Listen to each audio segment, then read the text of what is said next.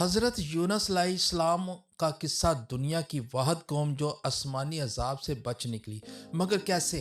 اصل حقیقت دیکھ لیجئے گا۔ حضرت یونس علیہ السلام، جنہیں مچھلی والے نبی کے نام سے جانا جاتا ہے، ان کی زندگی کا ایک ایسا لمحہ تھا جو عقل کو حیران کر دینے والا ہے۔ ایک نبی جو اپنی قوم کو اللہ کی طرف بلاتے رہے، اچانک ایک ایسی آزمائش میں مبتلا ہو گئے جو دنیا میں کسی اور کے ساتھ نہ ہوئی۔ وہ سمندر کی بے رحم لہروں میں پھینک دیے گئے اور پھر ایک بڑی مچھلی نے انہیں نگل لیا۔ لیکن یہ سب کچھ ہوا کیوں ہوا؟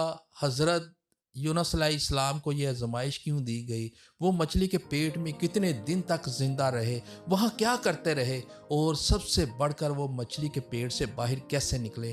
دوستو، یہ مکمل قصہ قرآن پاک میں ایک منفرد انداز میں بیان کیا گیا ہے جو نہ صرف حیران کن بلکہ انتہائی سبق موز بھی ہے۔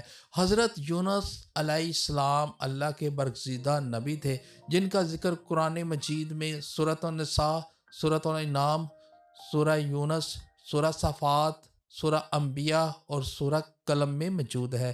پہلی 4 صورتوں میں انہیں یونس کے نام سے پکارا گیا۔ حضرت یونس علیہ السلام کا زمانہ تقریباً 860 سے 784 قبل مسیح کے درمیان بتایا جاتا ہے۔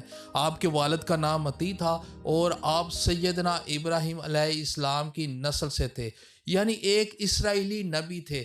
اللہ تعالیٰ نے آپ کو اشوریوں کی ہدایت کے لیے عراق بھیجا جو اس وقت کفر اور شرک میں مبتلا تھے۔ اس قوم کا مرکز شہر نینوا تھا جو اس وقت ایک عظیم شان بستی تھی۔ آج بھی اس کے وسیع کھنڈرات دریائے دجلہ کے مشرقی کنارے پر موجود ہیں جو موصل شہر کے قریب واقع ہے۔ حضرت یونس علیہ السلام نے اس اشوری قوم کو اللہ کی وحدانیت کی دعوت دی، لیکن وہ اپنی سرکشی پر اور ضد پر قائم رہے۔ انہوں نے آپ کی بات کو جھٹلایا، اپنے بتوں کو چھوڑنے سے انکار کیا اور دعوت حق کا مذاق اڑانے لگے، اور یہ انہوں نے حضرت یونس علیہ السلام پر ظلم ستم ڈھانا بھی شروع کر دیا، انہیں دھمکیاں دی اور ہر ممکن طریقے سے ان کی تبلیغ کا راستہ روکنے کی کوشش کی۔ یہ مسلسل مخالفت دیکھ کر حضرت یونس علیہ السلام قوم سے خفا ہو گئے۔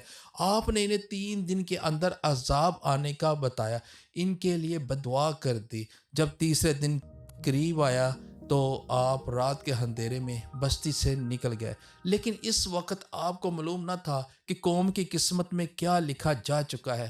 دن کے وقت جب عذاب کے آثار ظاہر ہونے لگے، آسمان پر سیاہ بادل چھا گئے، زوردار آندیاں چلنے لگی اور لوگوں کو لگا کہ اب تباہی یقینی ہے۔ تب ان کے دل کانپ اٹھے، وہ گھبرا کر حضرت یونس علیہ السلام کو تلاش کرنے نکلے تاکہ ان سے معافی مانگ سکیں، مگر وہ بستی میں موجود نہ تھے۔ یہاں ایک اہم نقطہ یہ تھا کہ حضرت یونس علیہ السلام اللہ کے حکم کے بغیر بستی چھوڑ چکے تھے۔ نبیوں کے لیے اللہ کا حکم ہی سب کچھ ہوتا ہے اور انہیں ہر قدم اسی کے اذن کے مطابق اٹھانا ہوتا ہے۔ حضرت یونس علیہ السلام کا یوں ناراض ہو کر بستی سے نکل جانا در حقیقت ہجرت تو تھی، لیکن اللہ کے حکم کے بغیر یہ وہ لمحہ تھا جہاں سے ان کی ایک بڑی آزمائش کا آغاز ہونے والا تھا۔ حضرت یونس علیہ السلام کی قوم نے عذاب کی ابتدائی نشانیاں دیکھیں تو ان کے دلوں میں خوف پیدا ہوا۔ انہوں نے فوراً اپنے گناہوں پر ندامت کا اظہار کیا، توبہ استغفار کی اور اللہ کے حضور گڑ گڑا کر معافی مانگی۔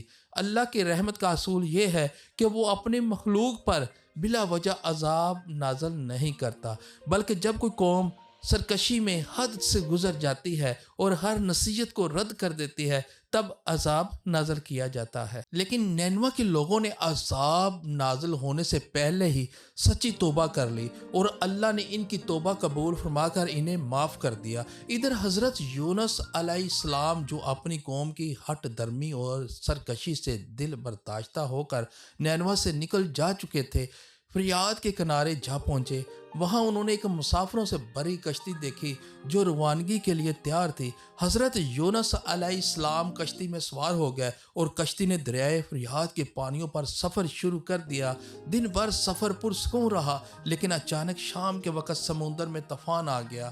تیز ہوائیں چلنے لگی، اونچی اونچی لہریں اٹھنے لگی اور کشتی ڈگمگانے لگی۔ ملاحوں نے کشتی کو سنبھالنے کے لیے ہر ممکن کوشش کی۔ مسافروں نے اپنا سامان سمندر میں پھینک دیا تاکہ وزن کم ہو، مگر طوفان کی شدت کم نہ ہوئی اور کشتی مسلسل ڈوبنے کے قریب ہوتی جا رہی تھی۔ اہل کشتی کا عقیدہ تھا جب کشتی اس طرح طوفان میں پھنس جائے تو اس کا مطلب ہوتا ہے اس میں کوئی ایسا شخص سوار ہے جو اپنے آقا سے بھاگا ہوا ہے، اور جب تک وہ کشتی سے نہ اترے کشتی طوفان سے نہیں بچ سکتی۔ یہ سن کر حضرت یونس علیہ السلام کو فوراً احساس ہوا کہ یہ سب کچھ اللہ کی طرف سے ایک آزمائش ہے۔ انہوں نے اہل کشتی کو مخاطب کر کے فرمایا، میں وہی شخص ہوں جس سے اس کشتی سے اترنا چاہیے، کیونکہ میں اپنے رب کے حکم کا انتظار کیے بغیر اپنی قوم کو چھوڑ کر آ گیا ہوں۔ مجھے سمندر میں ڈال دو تاکہ کشتی اور اس میں سوار باقی تمام لوگ محفوظ رہ سکیں۔ لیکن کشتی میں سوار مسافر اور ملا حضرت یونس علیہ السلام کی نیکی، پارسائی اور پاکیزگی سے واقف تھے۔ وہ انہیں سمندر میں پھینکنے پر آمادہ نہ ہوئے۔ انہوں نے سوچا کہ یہ فیصلہ کرنے کے لیے قرعہ اندازی کی جائے تاکہ کسی پر ظلم نہ ہو۔ چنانچہ کشتی میں موجود لوگوں کے ناموں کی قرعہ اندازی کی گئی اور حیرت انگیز طور پر قرعہ حضرت یونس علیہ السلام کا نام نکلا، مگر کشتی والوں نے یہ ماننے سے انکار کر دیا۔ انہیں سمندر میں ڈالنا چاہیے کیونکہ وہ جانتے تھے حضرت یونس علیہ السلام ایک نیک اور سچے انسان ہیں۔ انہوں نے دوبارہ قرعہ اندازی کی، لیکن پھر قرعہ انہی کے نام نکلا۔ جب تیسری مرتبہ قرعہ حضرت یونس علیہ السلام کا نام نکلا تو انہیں یقین ہو گیا یہ اللہ کی طرف سے ایک فیصلہ ہے، اور وہ کشتی سے اترنے پر راضی ہو گیا۔ یہ لمحہ بہت ہی نازک تھا۔ حضرت یونس علیہ السلام جیسے ہی سمندر میں کودے، ایک عظیم مچھلی جو پہلے ہی اللہ کے حکم کی منتظر تھی فوراً انہیں نگل گئی اور وہ اس کے پیٹ میں چلے گئے۔ یہ وہ مقام تھا جہاں حضرت یونس علیہ السلام کی سب سے بڑی آزمائش شروع ہوئی اور ان کی دعا ان کا وہ حیرت انگیز واقعہ پیش آیا جسے قرآن کریم میں ذکر کیا گیا۔ دوستو، جب حضرت یونس علیہ السلام کشتی سے سمندر میں کودے تو اللہ تعالیٰ نے ایک بڑی مچھلی کو حکم دیا وہ انہیں نگل لے، لیکن یہ بھی فرمایا یہ تمہاری رضا نہیں، ان کے لیے کوئی تکلیف نہیں ہونی چاہیے۔ اللہ کے حکم سے مچھلی نے انہیں نگل لیا، مگر وہ اس کے پیٹ میں زندہ ہے۔ جب حضرت یونس علیہ السلام نے خود کو مچھلی کے پیٹ میں پایا تو انہیں احساس ہوا کہ وہ اللہ کی اجازت کے بغیر قوم کو چھوڑ کر آ گئے تھے۔ اس ندامت کے ساتھ انہوں نے اللہ کی بارگاہ میں دعا اور استغفار شروع کر دیا۔ وہ 3 اندھیروں میں گر چکے تھے، ایک رات کا اندھیرا، دوسرا سمندر کی گہرائیوں کا اندھیرا اور تیسرا مچھلی کے پیٹ کا اندھیرا۔ ان اندھیروں میں حضرت یونس علیہ السلام نے اللہ کو پکارا اور ایک ایسی دعا مانگی جو قیامت تک ہر حاجت مند کے لیے نجات کا ذریعہ بن گئی۔ حضرت یونس علیہ السلام کی یہ دعا قرآن مجید میں یوں بیان کی گئی: لا الہ الا انت سبحانک انی کنت من الظالمین۔ اے اللہ، تیرے سوا کوئی معبود نہیں، تو پاک ہے، بے شک میں ہی اپنے نفس پر ظلم کرنے والا تھا۔ یہ دعا اتنی معبود ہوئی کہ اللہ تعالیٰ نے اس سے قبولیت کے لیے نشانی بنا دیا، بلکہ حضور صلی اللہ علیہ وآلہ وسلم نے فرمایا جو بھی سچے دل سے یہ دعا مانگے گا اللہ اس کی پکار ضرور سنے گا۔ ابن حاتم کی روایت میں آتا ہے کہ جب حضرت یونس علیہ السلام نے یہ دعا کی تو ان کی آواز آسمانوں تک جا پہنچی۔ فرشتے حیرت میں پڑ گئے اور کہنے لگے یہ آواز بہت دور دراز جگہ سے آ رہی ہے۔ اللہ تعالیٰ نے فرمایا یہ میرے بندے یونس کی پکار ہے۔ فرشتے عرض کرنے لگے اے پروردگار، یہ وہ یونس ہے جو تیری عبادت میں ہمیشہ لگا رہتا تھا، جس کی نیکیاں روزانہ تیری بارگاہ میں قبول ہوتی تھی۔ اے اللہ، جس طرح وہ راحت کے دنوں میں تیرا فرما بردار تھا، اسی طرح آج مصیبت میں بھی اس پر رحم فرما۔ اللہ تعالیٰ نے دعا قبول فرمائی اور مچھلی کو حکم دیا کہ وہ حضرت یونس علیہ السلام کو سمندر کے کنارے بغیر کسی نقصان کے اگل دے۔ لیکن سوال یہ پیدا ہوتا ہے کہ حضرت یونس علیہ السلام مچھلی کے پیٹ میں کتنے دن زندہ رہے؟ اس سوال سے بعض روایت میں آتا ہے کہ حضرت یونس علیہ السلام 3 دن، بعض میں 7 دن اور بعض میں 40 دن اور بعض میں چند گھنٹوں کا ذکر ملتا ہے۔ اسی دوران حضرت یونس علیہ السلام نے مسلسل اللہ تعالیٰ کی حمد و ثنا اور استغفار کیا، جیسا کہ قرآن مجید میں ارشاد ہوتا ہے کہ انہوں نے اندھیروں میں بھی پکارا، اے میرے رب تیرے سوا کوئی معبود نہیں، تو پاک ہے، بے شک میں ہی ظالموں میں سے ہوں۔ یہ تسبیح حضرت یونس علیہ السلام کی عاجزی انکساری کا اظہار تھی۔ اللہ تعالیٰ نے ان کی دعا قبول فرمائی۔ چنانچہ جب مچھلی نے اللہ کے حکم سے انہیں ساحل پر اگل دیا، حضرت عبداللہ بن مسعود رضی اللہ تعالیٰ عنہ سے مروی ہے کہ مچھلی کے پیٹ میں رہنے کی وجہ سے حضرت یونس علیہ السلام کا جسم بہت نرم ہو گیا تھا، بالکل ایسے جیسے کسی پرندے کا نومولود بچہ کے جسم پر ابھی پر آنے ہوں۔ وہ نہایت ہی کمزور ہو چکے تھے اور زمین پر پڑنے کے قابل بھی نہ تھے۔ ان کی توانائی کے پیش نظر اللہ تعالیٰ نے ان کے لیے خاص اہتمام فرمایا اور ساحل پر ایک بیلدار درخت اگایا۔ یہ درخت اللہ کی رحمت اور قدرت کی علامت تھا، جو نہ صرف انہیں سایہ فراہم کرتا تھا بلکہ ان کے جسم کی نرمی اور کمزوری کو دور کرنے کی بھی ایک ذریعہ تھا۔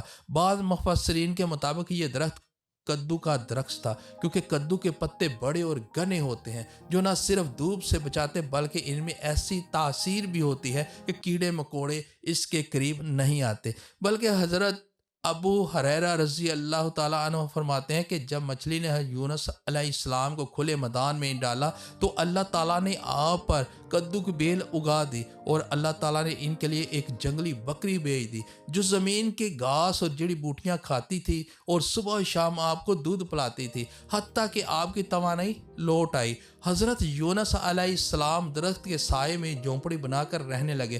چند دنوں بعد ایسا ہوا کہ اس بیل کی جڑ میں اللہ کی طرف سے کیڑا لگ گیا اور اس نے جڑ کو کاٹ ڈالا۔ جب جڑ کو کاٹ ڈالا اور بیل سوکھنے لگی تو حضرت یونس علیہ السلام کو بہت دکھ ہوا۔ تب اللہ تعالیٰ نے وحی کے ذریعے ان کو مخاطب کیا اور فرمایا، یونس تم اس بیل کے سوکھنے پر کتنا رنج کا اظہار کر رہے ہو، جو ایک حقیر سی چیز ہے، مگر تم نے نہ سوچا کہ نینوا کے 1,00,000 سے زیادہ آبادی جس میں انسان بس رہے ہیں اور ان کے علاوہ جاندار بھی آباد ہے، اس کو برباد اور ہلاک کر دینے میں کیا ہم کوئی ناگواری نہیں ہوگی ہم کو، اور کیا ہم اس کے لیے اس سے زیادہ شفیق اور مہربان نہیں ہیں، جتنا کہ تجھ کو اس بیل سے پیار ہے جو تم وہی کا انتظار کیے بغیر قوم کو بددعا دے کر ان کے درمیان سے نکل آئے۔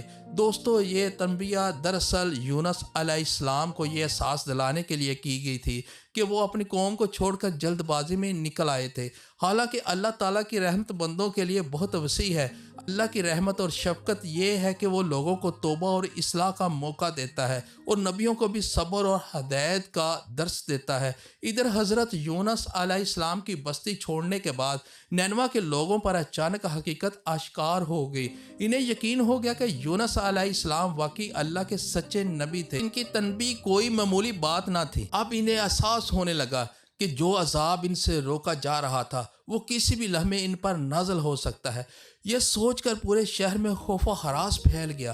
بادشاہ سے لے کر عام لوگوں تک سب کے دل لرزنے لگے اور ان پر شدید خوف طاری ہو گیا۔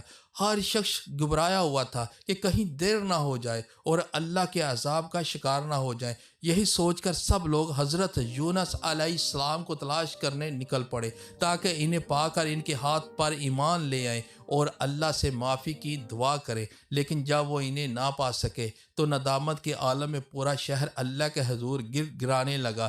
ہر شخص رو رہا تھا، توبہ کر رہا تھا اور اللہ سے رحم کی فریاد کر رہا تھا۔ بالآخر بادشاہ سمیت پوری بستی اعتراف کرتے ہوئے ہر طرح کی برائیوں سے توبہ کی اور اپنے اہل و یار اور حتیٰ کہ مویشیوں کو بھی ساتھ لے کر شہر سے باہر نکل آئے اور کھلے میدان میں جمع ہو گئے اور رو کر اللہ سے معافی طلب کرنے لگے۔ ہر شخص کی زبان پر یہی دعا تھی، اے ہمارے رب، جو پیغام حضرت یونس علیہ السلام ہمارے پاس لے کر آئے تھے ہم اس پر مکمل ایمان رکھتے ہیں۔ ہم نے اپنی کوتاہیوں کا اعتراف کر لیا ہے، پس تو ہمیں معاف فرما دے اور ہم پر اپنا رحم فرما دے۔ یہ اجتماعی توبہ اور اللہ کے حضور گڑ گرانے کی وہ کیفیت تھی جو اللہ کی رحمت کو جوش میں لے آئی، اور اس قوم نے سچے دل سے رجوع کیا تھا، اس لیے اللہ نے ان کی دعا قبول فرمائی اور ان پر آسمان سے اترنے والا عذاب کو روک دیا گیا۔ وہی لوگ جو چند دن پہلے نبی کی باتوں کو نہیں مان رہے تھے، مذاق سمجھ رہے تھے، آج اپنی اصلاح کر چکے تھے اور اللہ کے عذاب سے محفوظ ہو گئے۔ بالآخر جب حضرت یونس علیہ السلام مکمل صحت یاب ہو گئے اور دوبارہ تندرست ہو کر کھڑے ہونے کے قابل ہو گئے تو اللہ تعالیٰ نے انہیں حکم دیا دوبارہ واپس جانے کا۔ یہ وہی بستی تھی جسے وہ میوزک کے عالم میں چھوڑ کر جا چکے تھے، مگر اللہ کا فیصلہ تھا کہ دوبارہ اپنی قوم کے پاس جائیں اور انہیں دین حق کی رہنمائی فراہم کریں۔ آپ نے حکم کی تعمیل کی اور آپ نے اللہ کے حکم کی تعمیل کی اور واپس تشریف لے گئے۔ جب نینوا کے لوگوں نے انہیں زندہ صحت مند دیکھا تو ان کی خوشی کی کوئی انتہا نہ رہی۔ وہی لوگ جو پہلے ان کی نصیحتوں کو سننے سے انکاری تھے، آج ان کی واپسی پر ان کا والہانہ استقبال کیا، عقیدت کا اظہار کر رہے تھے۔ انہوں نے حضرت یونس علیہ السلام کا استقبال کیا اور مکمل فرما برداری کے ساتھ ان کی رہنمائی میں زندگی گزارنے لگے۔ حضرت یونس علیہ السلام نے اپنی بقیہ زندگی نینوا میں ہی بسر کی اور وہی اللہ کو پیارے ہو گئے۔ ان کی وفات کے بعد بھی ان کی امان تقوی کے اثرات نینوا کی بستی میں باقی رہے۔ تاہم وقت گزرنے کے ساتھ جب نینوا تباہ ہو گیا، مگر ان کا پیغام، ان کی قربانی اور ان کی داستان آج بھی زندہ ہے، جو قیامت تک لوگوں کو صبر، استقامت اور اللہ کی رحمت پر یقین کا درس دیتی ہے۔ دوستو، دنیا کی تاریخ میں حضرت یونس علیہ السلام کی قوم وہ واحد قوم تھی جن پر عذاب کا فیصلہ ہو چکا تھا، مگر پھر بھی اللہ نے انہیں معاف فرمایا، اور اس کے برعکس دیگر دوسری قوموں پر جو قوم عاد، قوم سمود، قوم فرعون کی جو قومیں تھیں، ان پر عذاب نازل ہوا۔ ملتے ہیں نیکسٹ ویڈیو کے ساتھ۔